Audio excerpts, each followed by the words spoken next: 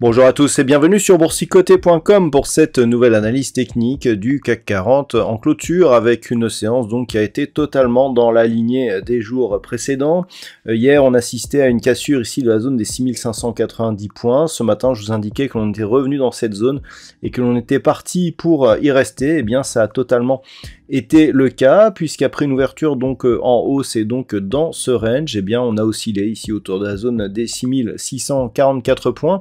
Pour clôturer d'ailleurs sur cette zone, puisqu'à 6644,46, eh bien le CAC 40 gagne ce soir 1,04% par rapport à la clôture de la séance précédente. Donc, on a passé toute la semaine ici dans ce range, si ce n'est ici la petite sortie que nous avons connue hier soir.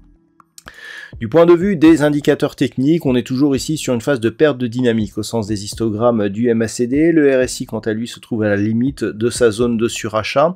Donc globalement, ça reste plutôt haussier, surtout que par rapport justement à l'évolution des volumes, nous avons des volumes supérieurs à la moyenne, alors qui sont inférieurs à ceux que nous avions ici sur cette phase de hausse par exemple, mais qui va encore dans le sens bien d'une option plutôt haussière, puisque nous avons des volumes supérieurs sur les séances haussières par rapport aux séances baissières, ce qui va dans le bon sens pour la continuité de cette dynamique, même si on considère qu'aujourd'hui les volumes peuvent être artificiellement augmentés par le fait que nous étions sur une séance à 3 sorcières. Donc on est ici dans cette zone de range avec bien des cours qui sont oscillés d'une manière quasi horizontale toute la semaine, et donc on aura exactement les mêmes zones d'attention pour la semaine prochaine. Et en parlant de la semaine prochaine, vu que nous sommes vendredi, je vous propose une vue sur le marché en hebdomadaire. On a validé donc la rupture de cette zone des 6590 points, ce qui est plutôt une bonne nouvelle. D'un point de vue moyen terme, on est en train de valider ici une configuration qui s'était heurtée à de multiples reprises sur cette zone des 6590. On voit bien ici comment cette zone est pertinente sur cette vue moyen terme. Et donc, après avoir été résistance ici sur toutes ces phases, on voit que cette bougie ouvre et clôture donc au-dessus. Ça n'était plus arrivé depuis un long moment, puisque si on regarde un petit peu ce qui s'était passé dans le temps, depuis le début du conflit ici en Ukraine, aucune bougie n'a ouvert et fermé au-dessus de cette zone.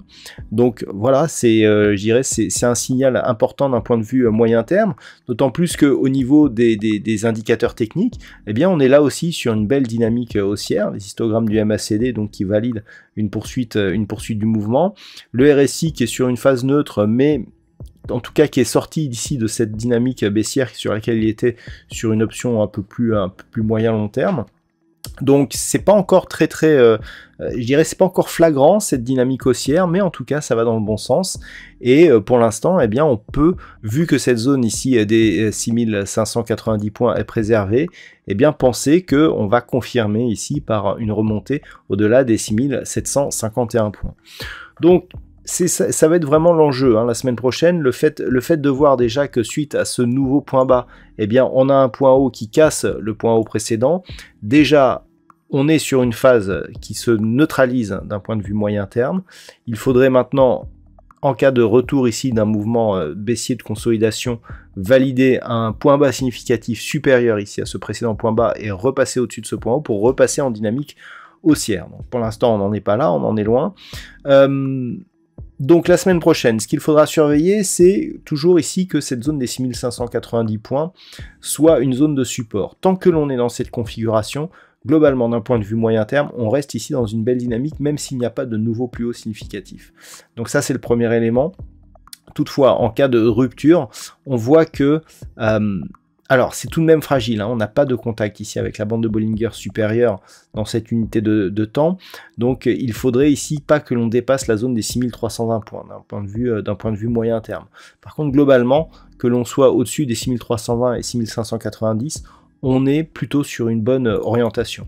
Hein, si on cassait ici 6320, là clairement les choses pourraient changer, mais pour l'instant là la bonne orientation dure est vraiment le niveau à surveiller, c'est cette zone ici des 6590 points, avec un objectif de poursuite ici, voire de dépassement de la zone des 6751 points, zone qui n'a plus été franchie durablement, on n'a plus de clôture hebdomadaire au-dessus de cette zone depuis ici le début du conflit entre l'Ukraine et la Russie. Alors, si on revient donc sur la vue daily, comment appréhender la semaine prochaine? Alors, déjà, ce qu'il faut savoir, c'est que pour cette séance, au niveau du palmarès des plus fortes hausses, on trouve donc Téléperformance qui continue à remonter par rapport aux fortes pertes qu'il a connues la semaine dernière. Derrière, on a Schneider Electric, Essilor-Luxottica, Saint-Gobain, Safran. Au niveau des plus fortes baisses, alors on a Unibail-Rodamco encore, Alstom, Eurofins Scientifique, Thales et Capgemini. Bon, on n'a pas de secteur vraiment exposé trop à la hausse ou à la baisse. C'est assez hétéroclite hein, comme répartition. Donc la semaine prochaine, eh bien, on est quasiment sur les mêmes zones que ce que nous avons sur la vue hebdomadaire. À savoir ici, la zone des 6590 points, dont on a vu qu'elle était cruciale cette semaine. 2.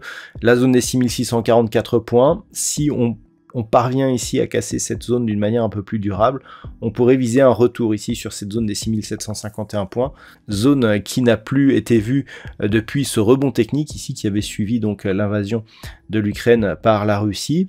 Donc le signal sera important notamment si on cassait ici cette zone à la hausse. Et par rapport à cela, les niveaux d'invalidation, alors premier niveau ici de cassure possible 6590, on a l'oblique ici qui définit la dynamique, et bien qui oscillera la semaine prochaine entre cette zone ici des 6500 et le support oblique. Derrière, on a la moyenne mobile 20 exponentielle qui devrait converger ici vers 6470. Donc globalement, tant que l'on est au-dessus de tous ces niveaux, eh bien ça reste fortement haussier. On aura une première alerte ici sur une rupture de la zone des 6470 points.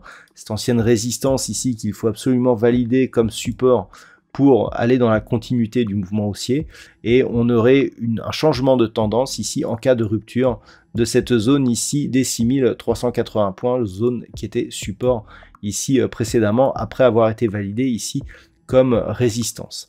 Voilà donc ce que l'on peut dire, donc quasiment toujours la même configuration hein, depuis le début de cette semaine. D'un point de vue statistique, là aussi on est sur une statistique relativement stable. La statistique en cette fin de semaine, elle est un peu plus modérée on va dire que celle que nous avions hier soir, mais globalement elle va dans le même sens, à savoir ici une certaine neutralité pour la semaine prochaine qui pourrait se transformer en mouvement baissier sur la semaine suivante. La conviction elle est bonne parce que on a un nombre d'occurrences assez important. Par contre l'amplitude de cette phase de consolidation est très faible. Donc ce n'est vraiment pas une statistique marquée et pour l'instant en tout cas c'est relativement neutre, avec donc un petit risque baissier qu'il faut retenir. Voilà donc ce que l'on peut dire pour ce soir. Je vous souhaite de passer un très bon week-end. On se retrouve donc dès la semaine prochaine pour d'autres analyses techniques, toujours sur le site boursicoté.com.